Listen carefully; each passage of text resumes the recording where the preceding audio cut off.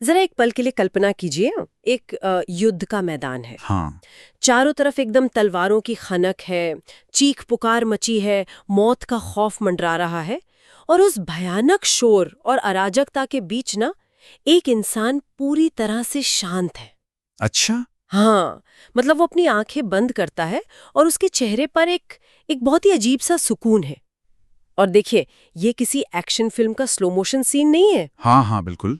आज की इस खास चर्चा में, हमारी डोंट बी सैड सीरीज के तीसरे एपिसोड की इस गहन चर्चा में, हम असल में उस मनोवैज्ञानिक और आध्यात्मिक टूलकिट को डिकोड कर रहे हैं जो सबसे बुरे वक्त में भी ना इंसान के दिमाग को एक तरह से हैक कर सकता है।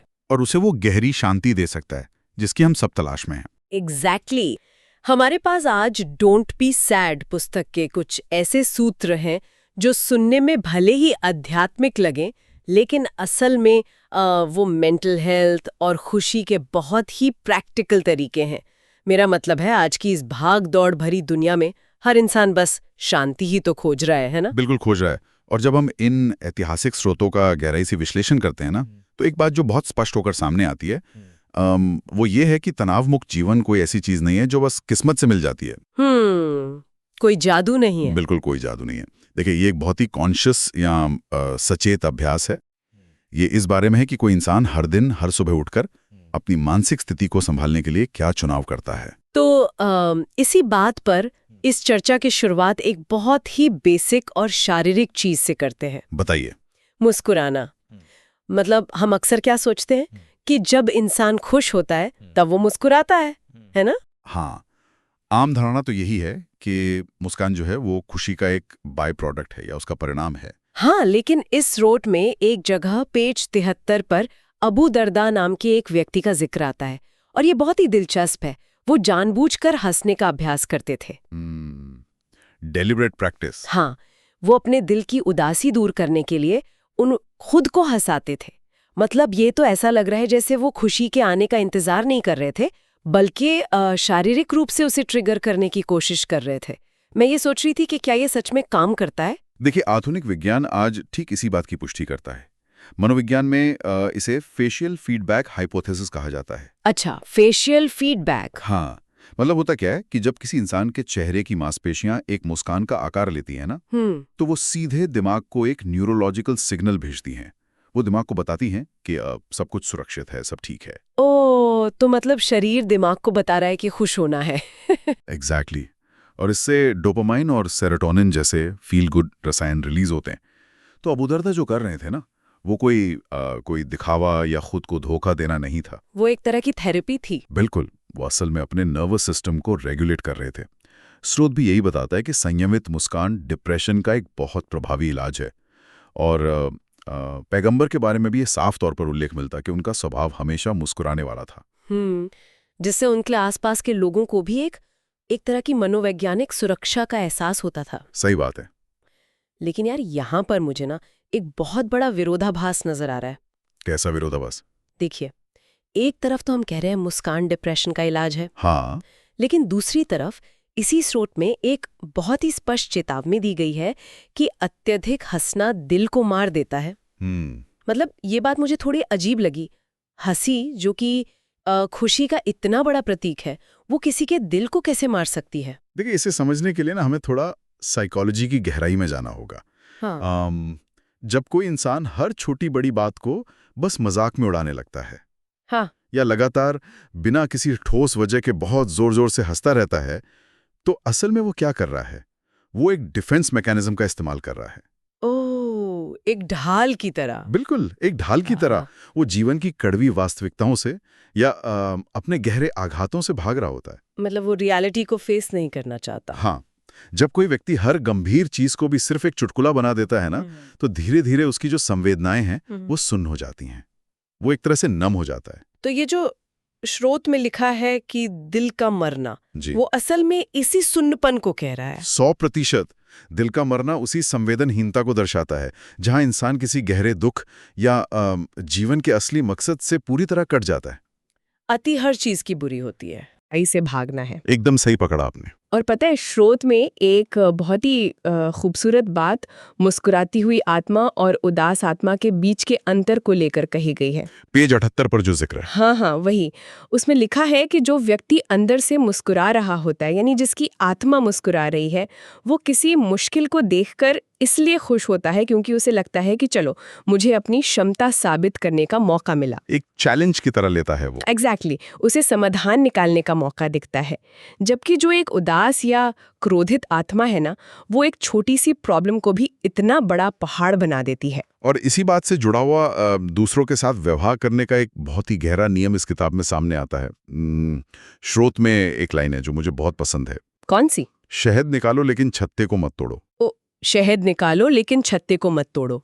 क्या बात है। हाँ, आप एक मधुमक्खी को देखिए, वो फूल के पास जाती है, उसे जो चाहिए वो लेती है, लेकिन उस प्रक्रिया में फूल की पंखुड़ियों को एक खरोंच तक नहीं आती। वो फूल का वजन भी नहीं बढ़ाती। बहुत ही सौम्यता के साथ अपना काम कर लेती है। बिल्कुल। और इंसानी रिश्तों में इसी चीज को सौम्यता कहा जाता है। मतलब जब आप दूसरों के साथ डील करते हैं तो आपका लक्ष्य शायद अपना काम निकालना हो। हाँ, जो कि बहुत प्रैक्टिकल बात है। लेकिन वो काम आप सामने वाले की गरिमा और ठेस पहुंचाए बिना भी तो कर सकते हैं ना। सौम्यता हर चीज को खूबसूरत बना देती है। लेकिन एक मिनट रुकिए, यहाँ मैं थोड़ा असहमति जताना चाहूंगी। जी बताइए। ये जो छत्ते को बिना तोड़े शहद निकालना है ना, ये सुनने में किसी बहुत ही परफेक्ट आदर्शवादी दुनिया की बात लगती है। अच्छा। थोड़ा प्रैक्टिकल दुनिया में आते हैं ना। मान लीजिए ऑफिस में कोई कलीग है जो जानबूझकर राजनीति कर रहा है, या घर में कोई रिश्तेदार है जो लगातार कड़वी बातें बोल रहा है। अब अगर उस माहौल में कोई इंसान बस सौम्य बना रहे, बस मीठा मीठा मुस्कुराता रहे, तो ये दुनिया तो उसे बेवकूफ समझेगी ना। लोग तो उसे डोरमैट बना देंगे। बिल्कुल। क्या ये सौम्यता असल में हमें कमजोर नहीं बना रही है? देखिए, ये एक बहुत ही स्वाभाविक और व्यावहारिक चिंता है जो आपने उठाई। लेकिन यहाँ हमें सौम्यता और कमजोरी के बीच के फर्क को समझना बहुत जरूरी है। वो कैसे? सौम्यता का मतलब ये बिल्कुल नहीं है कि कोई व्यक्ति अपने लिए खड़ा ही ना हो या अपनी बाउंड्री सेट ना करे। इसका सीधा संबंध आपके आंतरिक भावनात्मक नियंत्रण से है, मतलब आपके इंटरनल कंट्रोल से। अच्छा। देखिए, जब कोई बुरा व्यवहार करता है तो इंसान का पहला इंस्टिंक्ट क्या होता है? चीखना या पलटवार करना। जाहिर है गुस्सा तो आएगा ही। लेकिन जब आप उसी स्तर पे उतर आते हैं ना, तो असल में आप उस सामने वाले इंसान को अपने दिमाग का रिमोट कंट्रोल दे रहे होते हैं। ओह, ये रिमोट कंट्रोल वाली बात बहुत गहरी है ना? स्रोत क्या कहता है? स्रोत कहता है कि बुराई का जवाब भलाई से देना चाहिए। और ये इसलिए नहीं है कि सामने वाले इंसान उस भलाई का हकदार है। तो फिर किस लिए? ये इसलिए है ताकि आपकी खुद की मानसिक शांति भंग ना हो। स्रोत में बताया गया है कि ऐसा करने से दुश्मन भी करीबी दोस्त बन सकते हैं, लेकिन अगर न भी बने तो भी सौम्यता एक मानसिक ढाल है। एक शील्ड की तरह काम करती है। बिल्कुल। ये दूसरों की कड़वाहट या उनके जहर को आपके अपने दिल में उतरने से रोकती है। यार, ये बात सच में सोचने पर मजबूर करती है कि हम अक्सर दूसरों की बातों से इतने आहत क्यों हो जाते हैं। और मुझे लगता है शायद इसकी जड़ इस बात में है कि हम मन ही मन ये मानकर चलते हैं कि दुनिया और यहाँ के लोग ना हमेशा अच्छे होंगे, फेयर होंगे। एग्जैक्टली। हम एक भ्रम में जीते हैं। हाँ, और यहीं से इस स्रोत का मुझे लगता है सबसे कड़वा लेकिन सबसे जरूरी सच सामने आता है।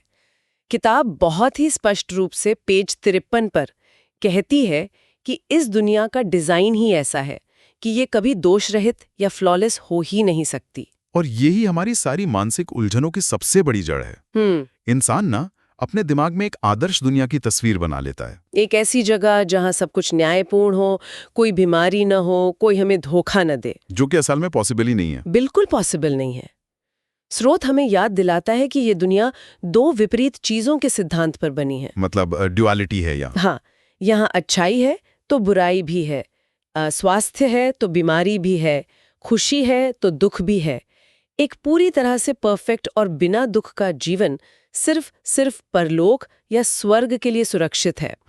इस धरती पर आपको कोई ऐसा इंसान नहीं मिलेगा जिसके जीवन में कोई समस्या न हो। लेकिन देखिए, अगर कोई इंसान हर सुबह उठकर खुद को ये याद दिलाए कि भाई ये दुनिया तो दुखों से भरी है, यहाँ कुछ भी परफेक्ट नहीं होने वाला है, तो क्या वो पूरी तरह से निराशावादी नहीं हो जाएगा? मतलब ये तो ऐसा लग रहा है कि मुश्किलों के आने से पहले ही हमने हथियार डाल दिए हों। नहीं, देखिए, इसे निराशावाद नहीं कहा जा सकता। तो फिर क्या कहेंगे इसे? इसे व्यावहारिक तैयारी या pragmatic preparation कहना ज्यादा सही होगा। अच्छा, कैसे? एक छोटे से उदाहरण से समझते हैं। हम्म। मान लीजिए मौसम विभाग ने चेतावनी दी है कि आज बाहर भयंकर तूफान आने वाला है। ठीक है। तो क्या एक समझदार व्यक्ति घर में बैठकर बादलों को कोसेगा नहीं। या आसमान से शिकायत करेगा कि मेरे साथ ही ऐसा क्यों हो रहा है? नहीं, वो तो अपना छाता निकालेगा। बिल्कुल, वो छाता निकालेगा, खिड़कियां बंद करेगा और अपना काम करेगा।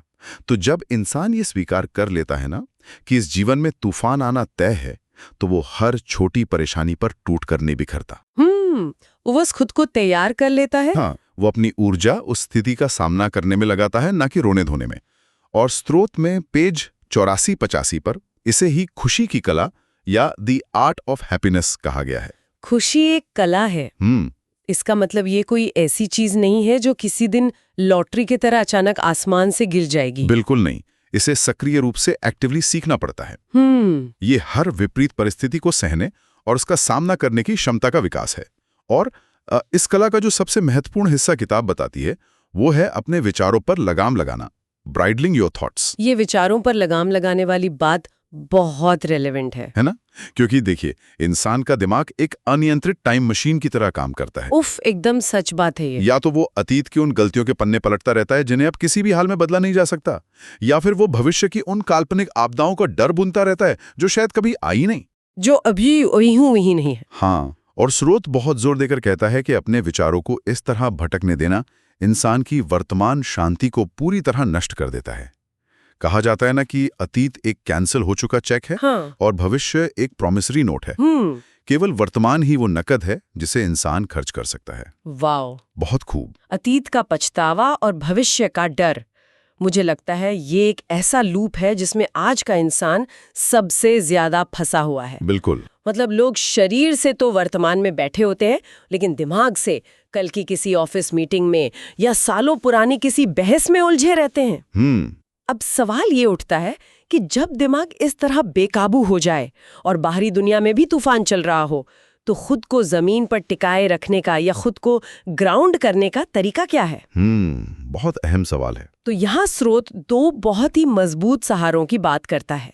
पहला है प्रार्थना और दूसरा है ईश्वर का स्मरण। कोई रिचुअल नहीं है। बिल्कुल नहीं। जब प्रार्थना की बात आती है ना, तो पैगंबर का एक बहुत ही गहरा उदाहरण इस किताब में मिलता है। जब भी वे किसी कठिन परिस्थिति में होते थे या मानसिक दबाव में होते थे, तो वे कहते थे, ए बिलाल, हमें आराम दो और प्रार्थना के लिए पुकारो। हमें आराम दो। ध्यान दीजिए इन शब्दों पर।